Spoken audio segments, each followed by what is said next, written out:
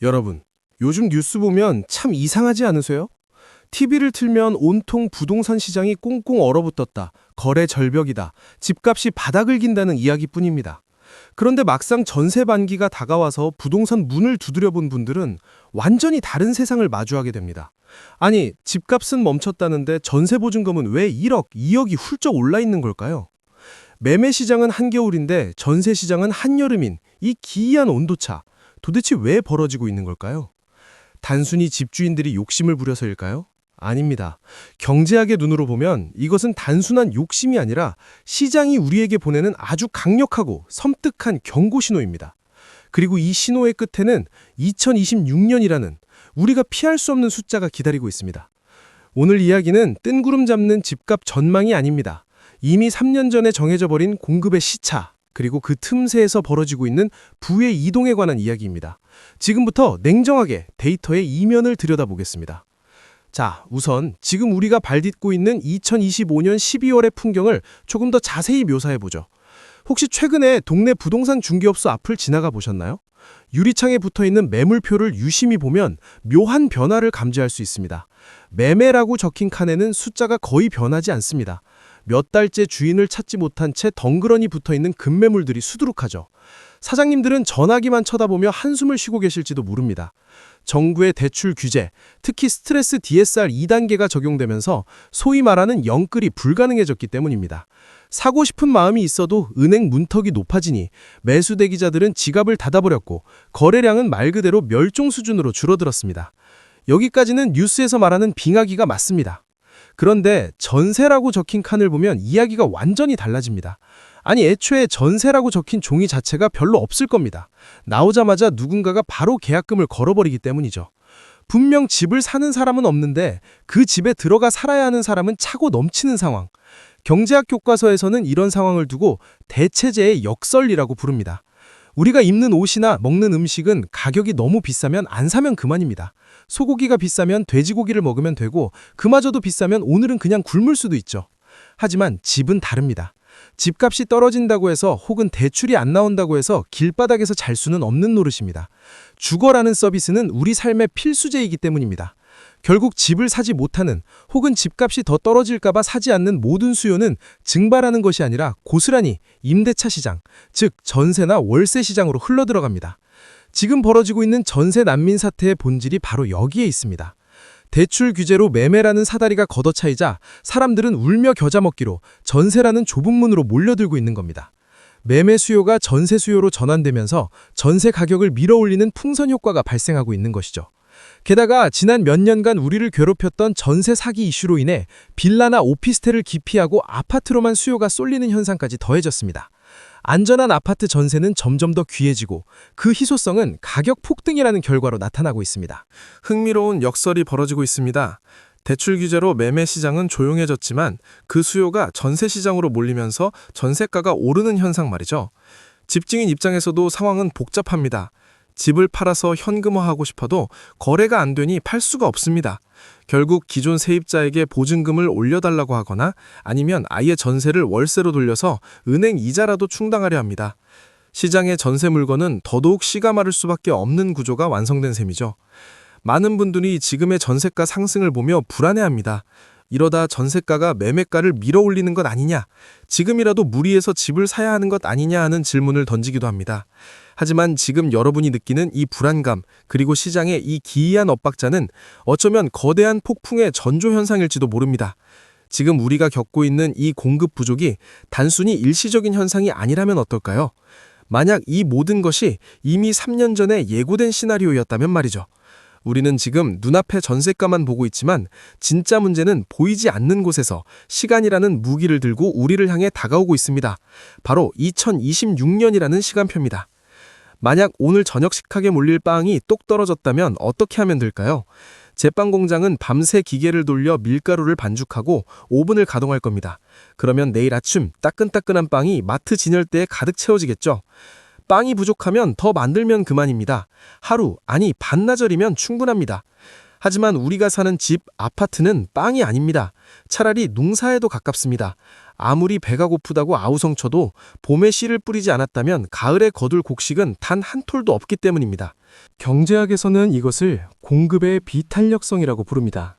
수요가 폭발한다고 해서 공급을 즉각적으로 늘릴 수 없는 재화의 특성이죠. 아파트라는 상품은 땅을 파고 뼈대를 올리고 콘크리트를 굳혀 사람이 들어가 살기까지 최소 3년이라는 물리적인 시간이 절대적으로 필요합니다. 바로 이 3년이라는 숫자 안에 우리가 마주할 공포의 실체가 숨겨져 있습니다. 시계를 잠시 2년 전, 2023년으로 되돌려 보겠습니다. 당시 뉴스 헤드라인을 기억하시나요? 전 세계를 강타한 인플레이션, 그리고 하루가 다르게 치솟던 금리 공포가 시장을 지배했습니다. 건설 현장에서는 비명이 터져 나왔습니다. 시멘트값, 철근값, 인건비까지 모든 것이 올랐는데 대출 이자마저 감당할 수준을 넘어서 버렸으니까요. 건설사들은 타워 크레인을 멈춰 세웠고 시행사들은 가지고 있던 땅을 포기했습니다. 실제로 당시 데이터는 처참했습니다. 주택 공급의 선행지표라고 할 수 있는 착공 물량, 그러니까 실제로 삽을 뜨기 시작한 공사 현장의 숫자가 통계 이래 매우 낮은 수준으로 곤두박질 쳤습니다.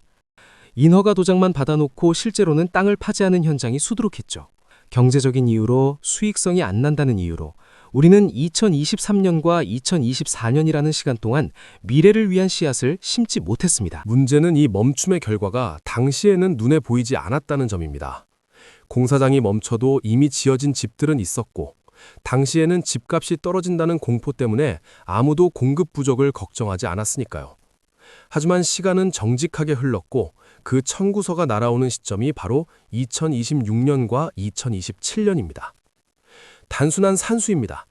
2023년에 착공하지 않았으니 3년 뒤인 2026년에는 입주 물량이 크게 줄어들 수밖에 없습니다.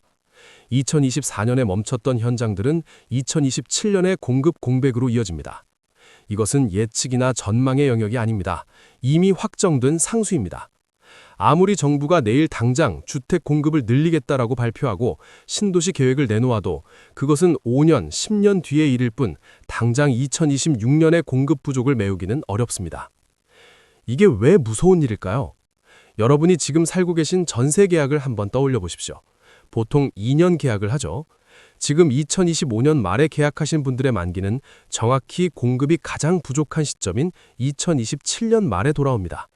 그때가 되면 집주인은 선택권을 쥐게 됩니다. 주변에 경쟁할 새 아파트가 없으니까요. 신축 아파트가 귀해지면 구축 아파트의 몸값도 덩달아 뜁니다. 세입자 입장에서는 이사를 가고 싶어도 갈 곳이 마땅치 않은 소위 선택지가 사라지는 상황에 직면하게 되는 겁니다. 물론 인구가 줄어드는데 집이 더 필요하냐라고 반문하실 수도 있습니다. 하지만 우리가 원하는 집은 단순히 비바람만 피하는 낡은 콘크리트 박스가 아닙니다. 주차장이 쾌적하고 커뮤니티 시설이 잘 갖춰진 신축 아파트에 대한 갈망은 소득이 늘어날수록 더 커집니다. 사람들의 눈높이는 계속해서 올라가는데 그 눈높이를 맞춰줄 양질의 상품이 시장에서 증발해버리는 기간, 그 공급의 보릿고개가 지금 우리를 향해 시시각각 다가오고 있는 것입니다. 그렇다면 과연 공급이 줄어든다고 해서 집값은 무조건 폭등하기만 할까요? 경제는 그렇게 단순한 1차원 방정식이 아닙니다. 여기에는 또 다른 거대한 변수가 숨어 있습니다. 자, 여기서 우리는 잠시 멈춰서서 냉정을 되찾아야 합니다. 앞서 말씀드린 대로 2026년의 공급 절벽은 피할 수 없는 팩트입니다. 그렇다면 공급이 줄어드니까 집값은 무조건 폭등하겠구나라고 결론 내리면 되는 걸까요? 많은 분들이 이 지점에서 공포를 느끼고 조바심을 냅니다. 하지만 경제학은 그렇게 단순한 1차원적인 함수가 아닙니다. 공급이라는 불씨가 거대한 산불이 되려면 반드시 필요한 것이 하나 더 있습니다. 바로 유효수요라는 산소입니다. 유효수요, 쉽게 말해 살 수 있는 능력을 갖춘 수요입니다. 아무리 시장에 사과가 딱 하나밖에 없어서 희소성이 치솟더라도 내 주머니에 돈이 없으면 그 사과를 1억 원에 살 수는 없습니다. 부동산도 마찬가지입니다. 2026년에 새 아파트가 씨가 마른다고 해도 사람들이 그 집을 사줄 돈, 즉 대출을 받을 수 있는 여력이나 소득이 뒷받침되지 않으면 가격은 무한정 오를 수 없습니다. 지금 시장을 짓누르고 있는 가장 큰 바위가 무엇입니까? 바로 금리와 대출 규제입니다. 현재 서울 아파트 가격은 소득 대비 주택가격 비율, 즉 PIR 지수로 봤을 때 여전히 역사적 고점 부근에 머물러 있습니다. 사람들의 소득은 제자리인데 집값은 이미 너무 높아져 버린 상태죠. 여기에 스트레스 DSR 같은 대출 규제가 강화되면서 가계의 차입 여력이 크게 제한된 상황입니다. 즉, 사고 싶은 마음은 굴뚝 같아도 실제 구매로 이어질 수 있는 체력이 바닥난 상태라는 겁니다. 공급이 줄어드는 건 가격 상승의 강력한 압력이지만 이 구매력의 한계가 가격이 폭발하는 것을 막는 단단한 천장 역할을 하고 있는 셈입니다. 우리는 이 복잡한 심리전을 과거의 사례를 통해 조금 더 선명하게 이해할 수 있습니다. 기억하시나요? 단군 이래 최대 재건축이라 불렸던 둔촌주공, 지금의 올림픽 파크 포레온 입주장을 말입니다. 당시 많은 전문가들은 1만 2천 세대라는 엄청난 물량이 한꺼번에 쏟아지면 주변 전세 시장이 붕괴하고 집값이 곤두박질 칠 것이라고 경고했습니다. 물량 앞에 장사 없다는 것이 부동산의 격언이었으니까요. 하지만 막상 뚜껑을 열어보니 어땠습니까? 물론 일시적인 출렁임은 있었지만 시장은 생각보다 훨씬 빠르게 물량을 소화해냈습니다. 전세 가격도 우려했던 것만큼 폭락하지 않았고 오히려 바닥을 다지고 반등하는 모습까지 보여주었습니다. 이것이 시사하는 바는 명확합니다. 사람들은 이제 낡은 구축 아파트가 아니라 커뮤니티 시설이 완비된 신축 아파트를 간절히 원하고 있다는 것입니다. 신축에 대한 대기 수요가 그만큼 두텁다는 것이 증명된 사건이었죠. 이것을 2026년의 상황에 대입해보면 섬뜩한 결론이 나옵니다. 둔촌주공 때는 물량 폭탄이 터졌음에도 신축에 대한 열망이 가격을 방어했습니다. 그런데 2026년에는 그 신축에 대한 열망은 그대로인데 물량 자체가 사라져버립니다. 공급 폭탄이 아니라 공급 진공 상태가 되는 것이죠. 결국 정리하자면 이렇습니다. 금리와 대출 규제라는 천장이 있어서 집값이 2020년, 2021년처럼 미친 듯이 폭등하기는 어려울 수 있습니다. 하지만 사람들이 그토록 원하는 살기 좋은 새 아파트의 희소성은 2026년에 극단으로 치닫게 됩니다. 이는 전체적인 집값 폭등보다는 인기 있는 신축과 그렇지 못한 구축 사이의 격차가 벌어지는 초양극화 시장을 예고합니다.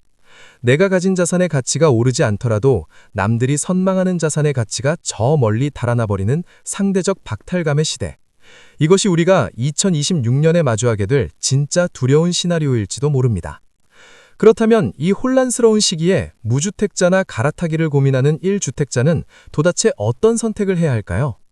2026년이라는 거친 파도 앞에서 우리는 어떻게 내 자산을 지키고 또 기회를 잡을 수 있을까요? 이제 마지막으로 경제학이 건네는 현실적인 조언들을 짚어보겠습니다. 자, 그렇다면 이 거대한 파도 앞에서 우리는 과연 어떤 선택을 해야 할까요? 2026년이라는 확정된 미래, 그리고 꽁꽁 묶인 대출 규제라는 현실 사이에서 개인은 어떻게 자신의 자산을 지켜야 할까요? 정답은 없지만 경제학이 제시하는 리스크 관리, 즉 해칭의 관점에서 답을 찾아볼 수는 있습니다. 가장 먼저 무주택자분들이 기억해야 할 경제 용어는 바로 기회비용입니다. 많은 분들이 집값이 더 떨어질 때까지 기다리겠다라고 말합니다. 합리적인 생각입니다. 하지만 여기에는 숨겨진 비용이 있습니다.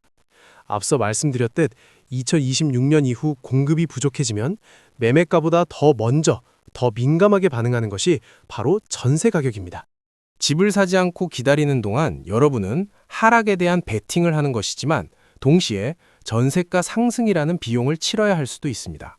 만약 2년 뒤 전세보증금을 1억, 2억 더 올려줘야 하는 상황이 온다면 차라리 지금 은행 이자를 내면서 내 집을 마련하는 것이 더 저렴한 기회비용일 수도 있다는 계산이 나옵니다.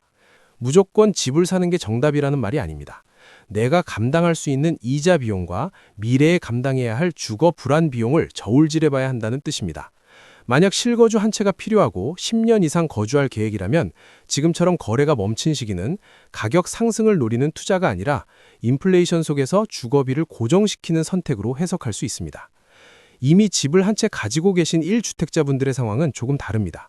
이분들에게 중요한 건 타이밍이 아니라 갈아타기 전략입니다. 흔히 부동산 하락기나 정체기에는 상급지와 하급지의 가격 격차, 즉 갭이 줄어드는 현상이 나타납니다. 상승기에는 강남이나 마용성 같은 상급지가 먼저 더 많이 오르지만 지금처럼 시장이 멈췄을 때는 상급지의 급매물도 꽤 매력적인 가격으로 내려오기 때문입니다.